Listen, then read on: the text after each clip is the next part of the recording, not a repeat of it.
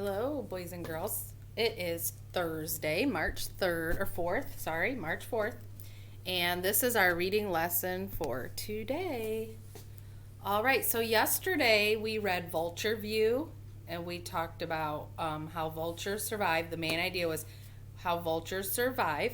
So today we're going to do our third story in the book, which is really just a poem.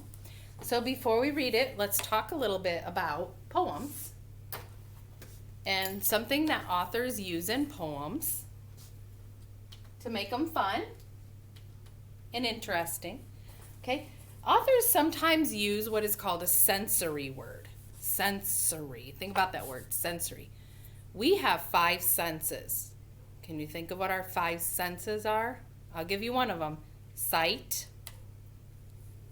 So what else are our senses? Smell, taste, hearing, and touch. Okay, so sensory words are words that make you think of things that you can use your senses for. For example, if I said, I just ate a piece of candy and it tasted very sour. Ooh, think about if you're just thinking about sour, you can kind of think about what it's like. So sour is a sensory word for taste. Okay.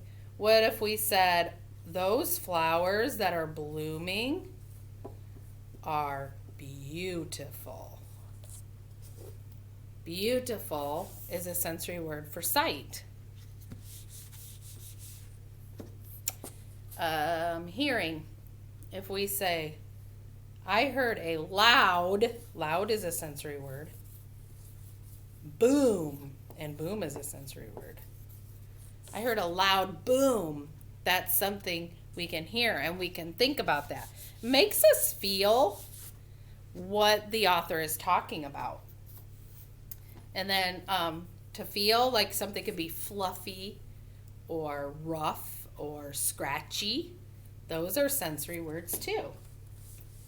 Okay, so today we're going to read a story about when it's snowing. So this is in your big reading book. So if you could get your big reading book and open up to When It's Snowing by Aileen Fisher.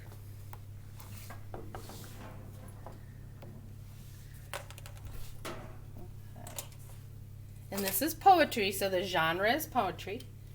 We're going to read about how a mouse survives in the winter. Abby, I bet you're excited for this one.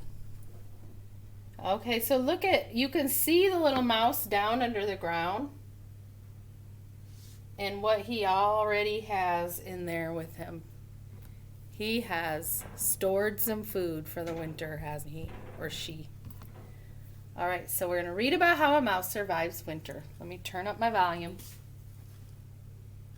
First time through, we're just going to listen. When It's Snowing by Aileen Fisher. Little mouse with narrow feet that you keep so white and neat. When it's snowing, freezing, blowing, do you get enough to eat? You're too little, mouse, to stray from your house on such a day. Weren't you wise to gather scores of munchy seeds to eat indoors? Okay, that was cute. Okay, I heard lots of sensory words. Did you hear some sensory words? Can you tell me a couple sensory words that you heard? Okay. All right, so this time through, let's read together.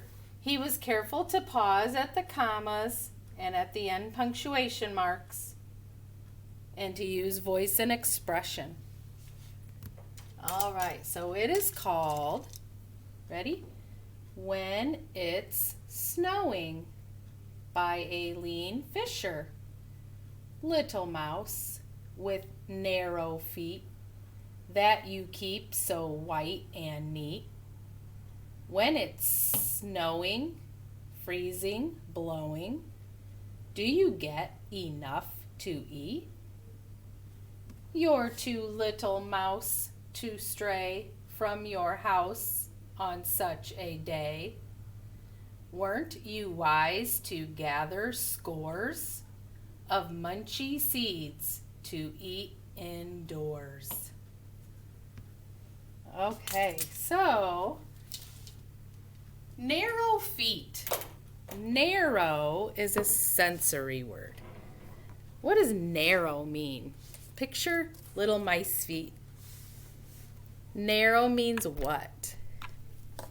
Yeah, like really thin, right? So his little feet, and you can kind of see it in the picture, his little feet, they're really long with his little toes, and they're long and narrow. Okay, so narrow is a sensory word. What did it say about the weather? How do we know what the weather, what it feel like? Can you find that in there? What was the part that talked about what the weather was like? Right, there were some ing words there, right? So it was snowing, freezing, blowing. So those are sensory words. It was freezing, snowing, blowing. Why is the weather important in this poem? What's important about it? Because what is it telling us?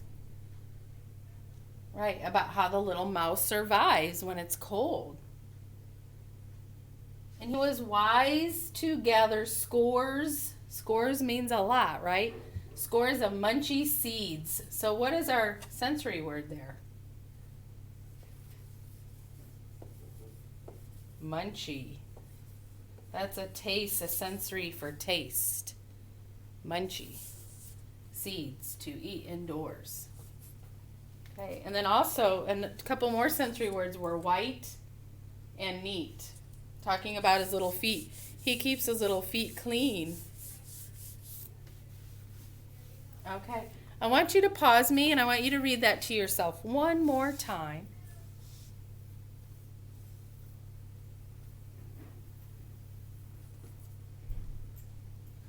Okay, good job. All right, so next, everybody, I would like you to get in your practice book, if you haven't already got them out. Your practice book, you're going to need your Crows book. Whoop, this one. And you'll pull that out and make a book. And then we need the next one.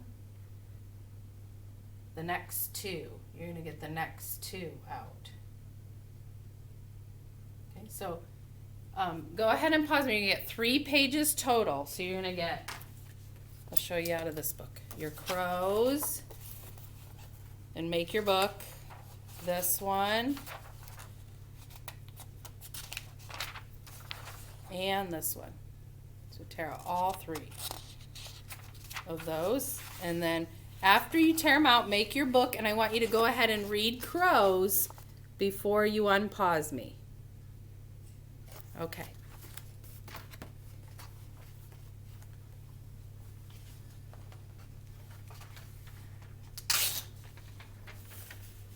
All right, so now you have read Crows, and we're ready to answer our sentences or our questions on the next page.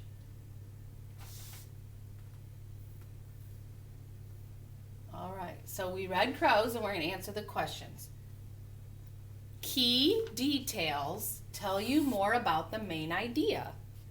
You can find key details in the words or in photos and illustrations. What is a key detail you read?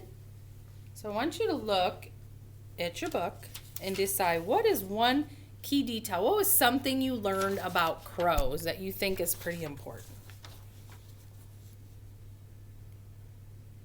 And I want you to write it here. Okay, I'm going to also write one. You do not have to write the same one that I write. There are more than one. There's more than one detail in this book. So you write one of the details that you read about crows. And I'm going to do the same thing.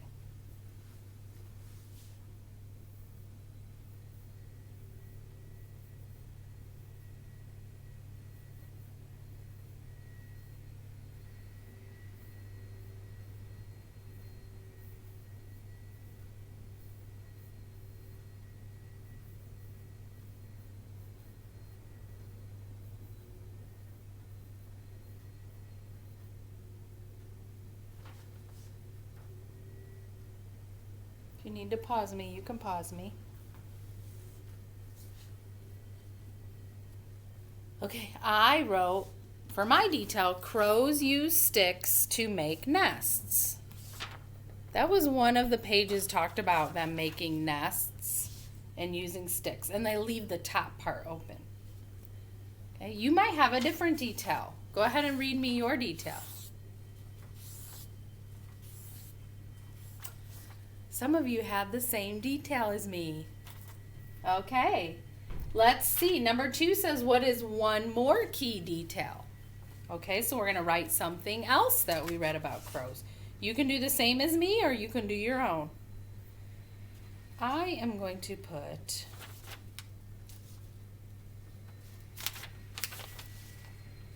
crows live in many places.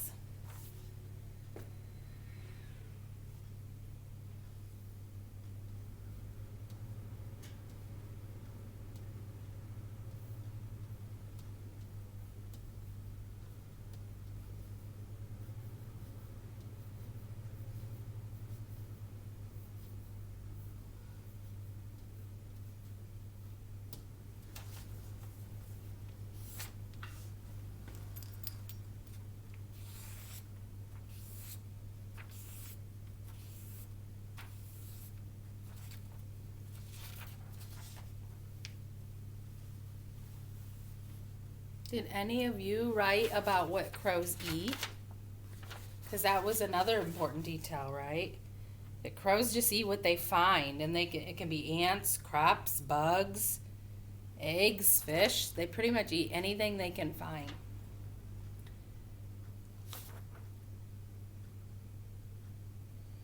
Or another one that maybe some of you wrote was that they like to take things. They take things even that don't belong to them.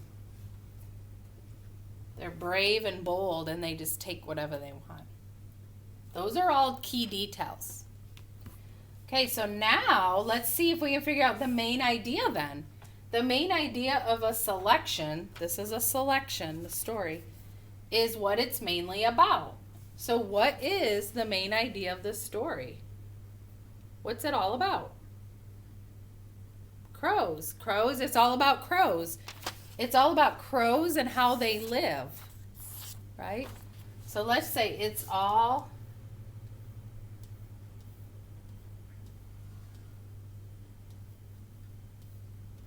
about how crows live or how they survive.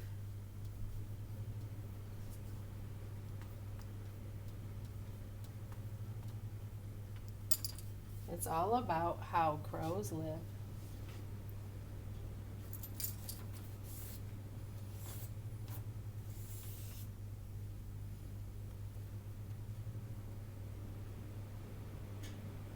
Okay. Any of the details you have up here are fine as long as it was something about the crows that you learned in the book. And we don't have to have the same exact details. Do have to have the same main idea. The main idea is the same. It's about crows and how they live or how they survive. All right. Pause me if you need to, if you're not quite done writing. Okay. All right, let's flip this over.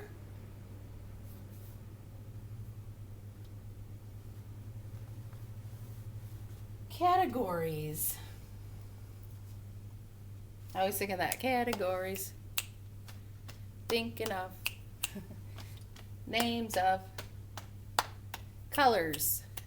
And then we say names of colors. So this is a word category is a group of words that are alike in some ways. Like I said, colors. And then we would say colors like pink, yellow, orange. Okay, so this word category example is things people do. These are things people do. They learn, eat, sleep, play. We could add read, swim. Those would all go in that category. Okay, so using our crows and what we learned about crows, let's look for words that fit in each category and write the missing word. So number 1 is things crows eat. Oh, they told us lots of things crows eat, right? So they have ants, crops. What's one more thing crows eat? Look in your book if you need to, that little paper book.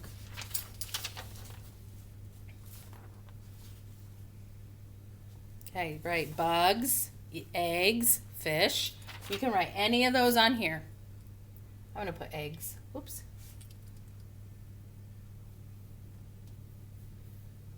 Well, I better move my paper up before I write. Eggs, you can write eggs, bugs, or fish. Or if you want to write them all, you can write them all. You can just put your comma.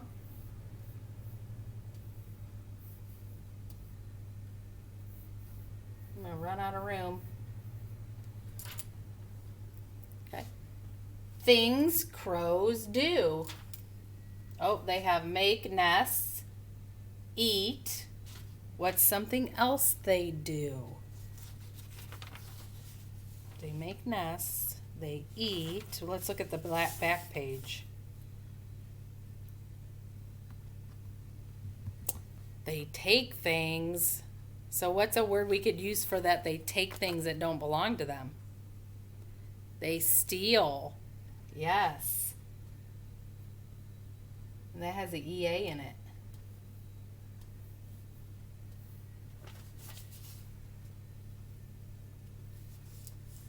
They steal, they make nests, they eat. Can we say they take care of their babies? Yeah, because it shows right here. All right, word category. Now we have to come up with the category. So all of these things have something in common with a crow. Wings, beak, legs, and feet. Those are all what? Parts of a crow. Body parts of a crow. So let's say parts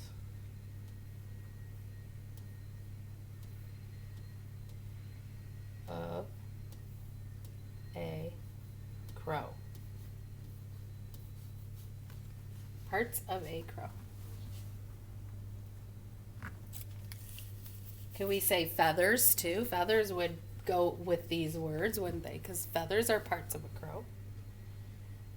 Okay, number 4. Dogs, cats, birds, and fish. Those are all what?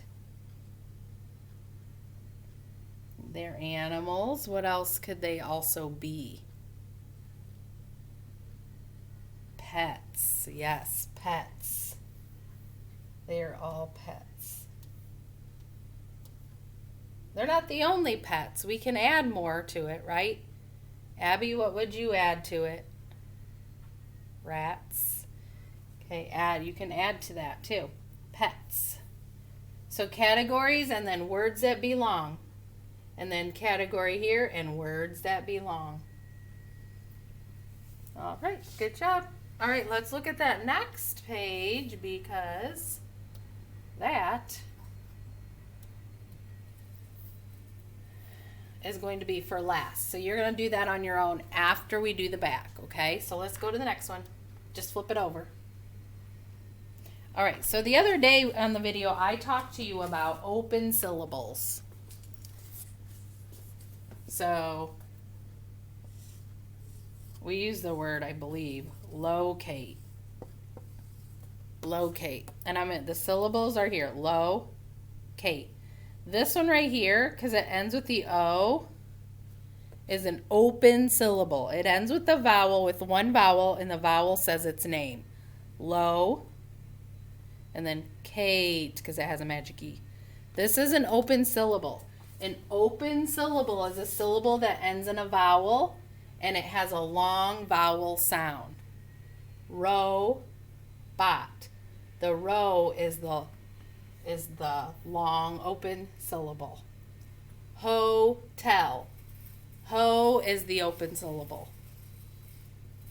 Okay, so we're going to read the word, draw a line between the syllables in each word, and then write the word that has an open syllable. See, it's easiest if we clap them. Okay, so we have the first one. Begin.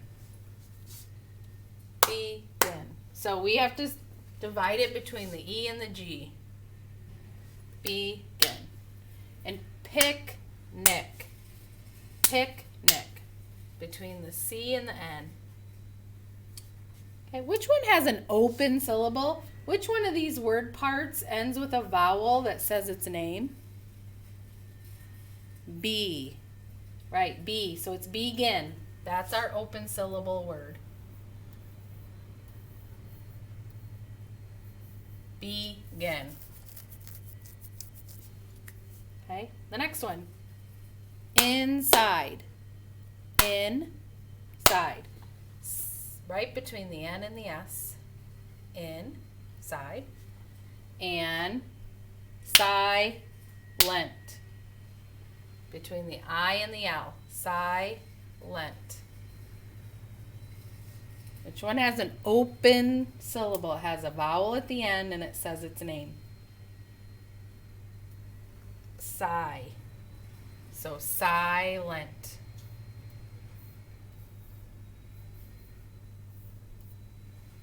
Changing my color. Okay, we have magnet. Magnet. Between the G and the N. Locate. Oh, we did that one on my board. Locate. After the O. So this is the open syllable. Low. Locate.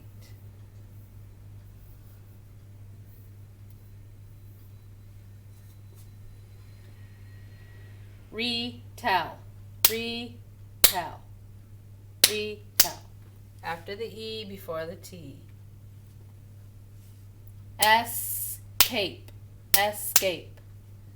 Between the S and the C. Which one has an open syllable? So retell.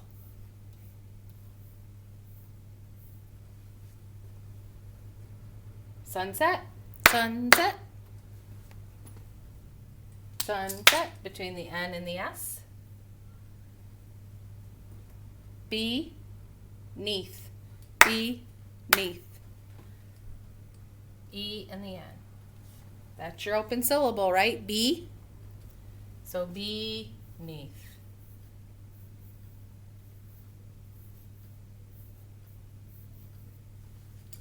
One more. Pilot. Pilot. After the I, before the L. Pancake. Pancake. Between the N and the C. Which one has an open syllable? Pilot.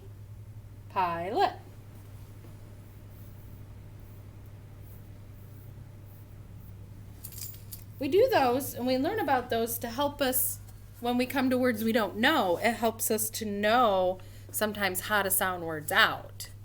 So if we see something like this, then we know that might say a long vowel and then k8. Just helps us learn words and how they work, and then it helps us able to read them better, okay? I know it's hard. It's just something we'll work on. It's not something we expect you to just understand and know exactly how to do open syllables. Just something we're introducing and we're learning about. Okay. All right. So, we just did all that. But remember, I'm going to, before I take this away, pause me if you need to pause me. Okay.